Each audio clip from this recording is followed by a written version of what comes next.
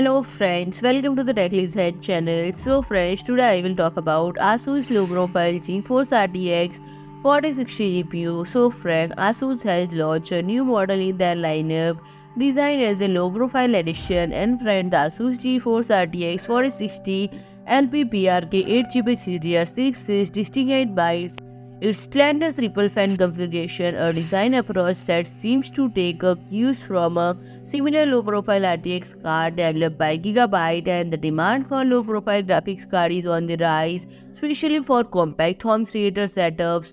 Despite the growing interest, the availability of slim format GPUs from leading manufacturers has been limited, and the Asus introduction of GeForce RTX 4060 in a low-profile form factor addresses this gap, delivering efficient performance paired with the sufficient cooling and modest factory overclock.